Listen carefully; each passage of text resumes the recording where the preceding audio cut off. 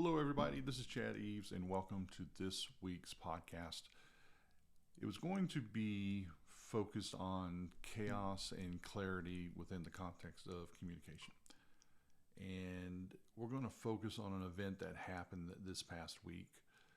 For those of you who are football fans and those of you who aren't, may have heard that during this past Monday Night Football game, there was a horrific injury that everybody saw. It was the Buffalo Bills versus the Cincinnati Bengals playing in Cincinnati. And after what looked like a regular hit at about the 9-minute mark or so, a Buffalo Bills player that tackled a Bengals player stood up and then just like someone switched the light off, which turns out literally happened. He had a cardiac arrest and he just went ragdoll and fell to the ground. There's 3 or 4 days since that event now. There's some noteworthy aspects of communication that can be discussed here. Enough time's passed by. And specifically regarding around chaos and clarity. The game was orderly. It was experiencing clarity. Things were happening that were expected. Plays were being made. The game was going on, people in the stands, etc., until that collapse of the player, Damar Hamlin. And then everything became chaotic. And one thing to look at is when you're in a scenario where you have chaos and clarity, which always exist. You can't have one without the other, and neither one is ever completely eradicated. Think of it as a spectrum. If this is clarity and this is chaos, we operate in that spectrum between the two. So even when things look like they're going well, there's still that element of chaos is there. And when things look like they're going to complete hell in the handbasket, there's still some element of clarity, however small it might be. So once Hamlin collapsed, chaos took place. And it was interesting in how we began to see epicenters of chaos develop in this scenario. So the first spot was where he fell. Obviously, that was not an expected behavior. That was not an expected outcome. And, he was attended to within 10 seconds by medical trainers. And when he wasn't getting up, walking off the field, whatever, obviously, it became clear it was very serious. It was obvious it was very serious in the way that he just collapsed. But the medical trainers, obviously went to work in a chaotic situation, trying to bring order back into that as well as they could. For the viewing public on television and the fans in the stands and the teams on the field, there was an eruption of chaos. And this was primarily triggered by a lack of information. People didn't know what was going on. And the way that the broadcast was handled contributed to that, in my opinion. The broadcast side was not really prepared to handle something like this, which is kind of surprising in that ESPN's not a small operation. And if they had any kind of contingency plans for this, it seemed to be fairly basic if that's what was followed. The in-studio talent, they were shell-shocked. They repeated the same thing about how awful it was and how upsetting it was, which, what else could they say? The problem is after like the 4th or 5th time, you could tell it was just becoming kind of torturous for them to be on air. And there was no managing the situation from a communication perspective. And then the broadcast booth, and Joe Buck specifically, came out that the players had been told they had 5 minutes to warm up to go back to play. And this was a crisis that almost was between the NFL and ESPN. Where Joe Buck in the information, he claims it was from another person on the broadcast team that was in contact with the NFL. And he repeated it 4 times between 8:55 and 9:16. So he had this information from some source and claiming that it was the NFL. What was interesting was the next day, an NFL vice president, or actually later after midnight might have been, but definitely next day, came out and said that they did not send that message. That they at no point had said that it was a 5-minute warm up to go back to play. The next day, Joe Buck and ESPN pushed back, and then it kind of faded, which was probably the best thing that could have happened for everybody that was involved, because you don't want to see a he said, she said, they said petty argument erupt out of something that was so horrific and traumatizing. Nobody really cared at that point, and just to prove who was right didn't really have any value. So I think it's a good thing at that point that kind of faded off. They've kind of said their pieces, and who knows? Maybe Joe Buck and the broadcast team was like, okay, we're not pushing it. Maybe ESPN leadership was like, drop it. Or maybe the NFL, came in and said, don't say anything about it. Who knows? Could be any one of those, or a combination of how that may have played out. One thing I thought was lacking on the broadcast side, though, was there wasn't a presence on the broadcast that matched the severity of the situation. And maybe no one else was available. Was Chris Berman available? Was Scott Van Pelt? I think he probably could have handled the situation better than what happened on the screen. Or even ESPN's sister network, ABC and ABC News. No one could get pulled into from something like that. It was a rare situation. It's something that thankfully happens extremely rarely, not very often. But if there was a contingency plan, it seemed to have gaps, at least to me. Now, as the situation developed, it happened at 8:55. We had the medical team go in. The ambulance arrived within 5 minutes. And then somewhere in between the 30 minutes before they took Hamlin, the player, from the field, they spent approximately 8 to 10 minutes on CPR, which is obviously not a good sign. But the 5-minute thing was a factor during that 25-30 minutes. Joe Buck repeated it 5 times. And one thing I think that's important is, if everybody's doing the best they can, was anything done maliciously? I think that's hard to believe. People were probably doing what they thought was right. The information they thought they had was good. But when it kept coming back that the players had 5 minutes, it was interesting to see that the head coaches, had continued their discussions. And then after about 21 minutes, both the teams left the field, which was actually a stroke of leadership excellence on both coaches' behalf, on both the organizations. Because either they believed that the NFL was wanting that to happen. Maybe it was part of the contingency planning, either at the NFL level or maybe the team level. Or they believed it was possible if they didn't know. And seeing how distraught their teams were, they simply just took it off the table. You can't go back and warm up if you're not on the field.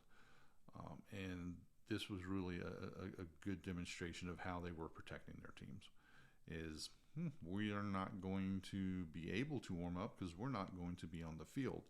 Now, another theory that's been speculated and thrown out there is the NFL didn't really call the game.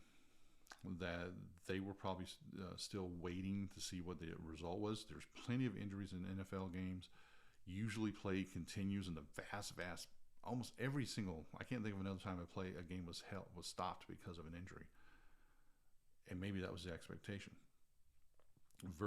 Versus one of the stories that's come out is the teams were basically like, we're not playing.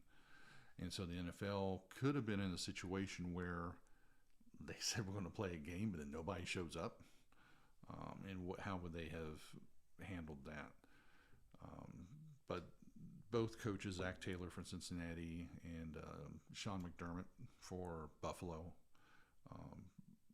they stepped up to the leadership mantle in this situation. They knew their people were in no shape to continue playing that game that night. So I think they were actually the shining stars from a non-medical perspective of this whole incident happened. It took the NFL about an hour and 5 minutes to postpone the game after it had been suspended.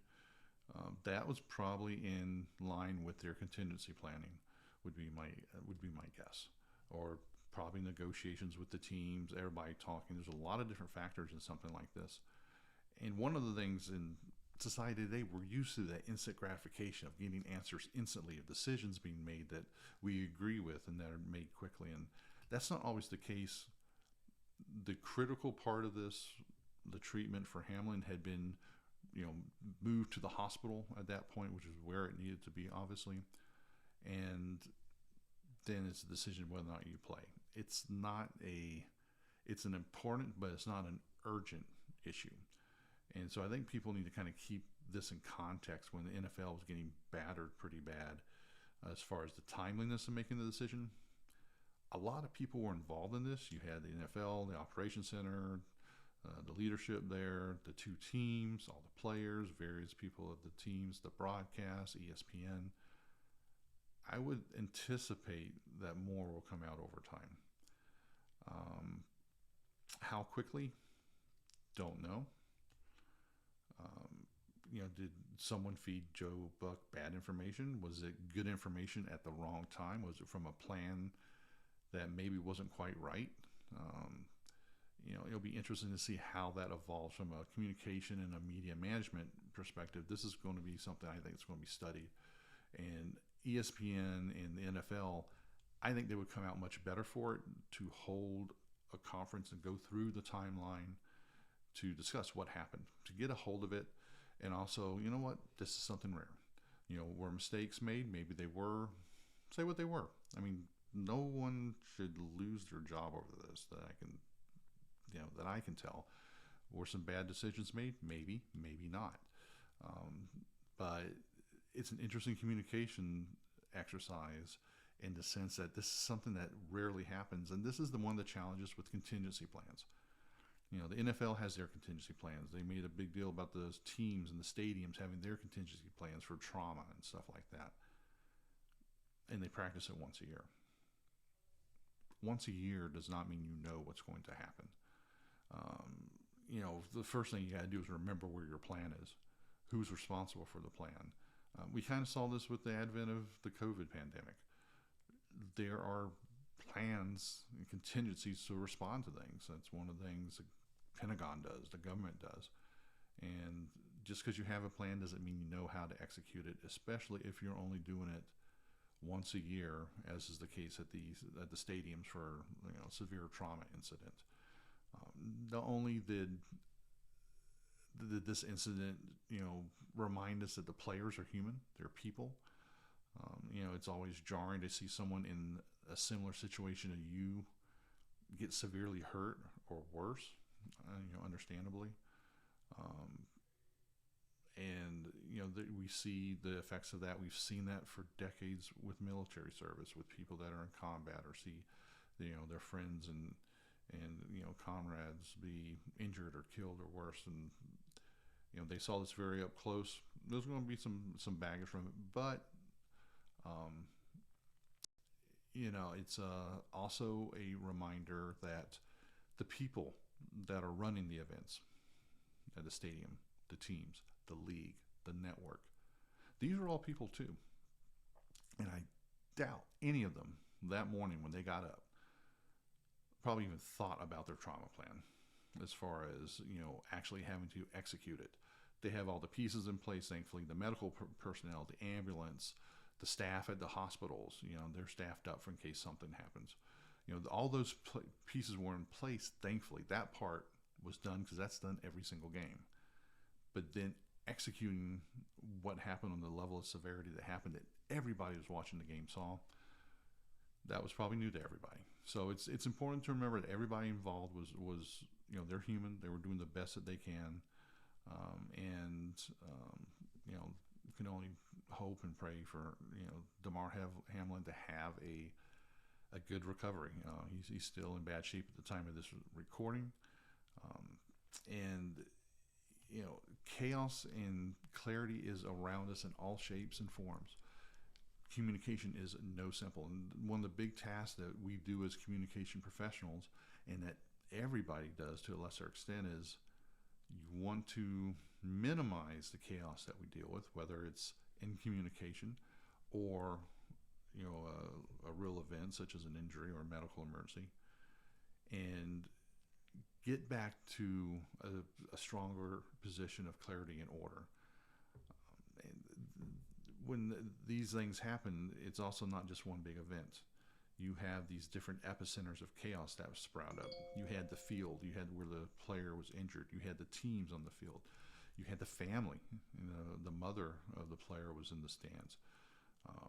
You had the NFL Operations Center, the people at ESPN. All of a sudden, you have all these little chaos centers, and people are getting over that shock and trying to figure out how to move back into clarity and order.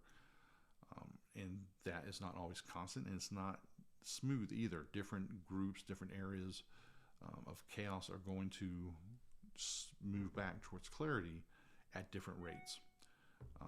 That's why when the coaches moved their teams back into the locker room, that started bringing some clarity to the teams. The clarity being, don't worry about the field. Don't worry about the game. We're not on it. We're not near it. And so that was a big step towards bringing clarity and order back to the teams, even with so many unknowns like the status of their fellow player. If you're an organization, you're in charge of an organization, or you're in charge of yourself, your family, having these contingencies is important. The pandemic showed the need for it in absolute necessity. Now, what do you do? How do you come up with contingency plans of what you're going to do from a communication perspective or an action perspective? Two kind of general rules of thumb. Figure out what are the most likely emergencies you're likely to encounter, and also what are going to have the biggest effect on you or your business, your family, whoever you're planning for. In Florida, hurricanes are pretty common. So most people have some idea of what they're doing in case of a hurricane, hopefully. Not always the case. But then if you look at something that's going to have a high impact but is very low probability, like a pandemic, people were probably not, we weren't prepared for it the way we should have been. And that's why there was such an initial shock. Thankfully, in this situation, on Monday Night Football, there were plans. They were enacted. And, there could have been some improvements that I've gone through before. But the important thing to remember is it was gotten through relatively quickly. This was resolved in an hour on the field for the general public, for the teams as far as that immediate playing. And obviously, Damar Hamlin has a much longer road to recovery, hopefully. So, hope that brought some clarity, no pun intended, to some of the communication aspects that happened on Monday night, and my observations and how they could have happened a little bit better, a little bit differently. It would be great if ESPN and NFL come out and they do a breakdown of what happened, what they could do better, what they did well. We'll wait to see. Some organizations like to just hope everything's forgotten and not to address it again. Other organizations will address it. Will come out and say, this is what happened, this is what we can do better. We'll see what they do. Until next week, be safe, be healthy, and be prosperous.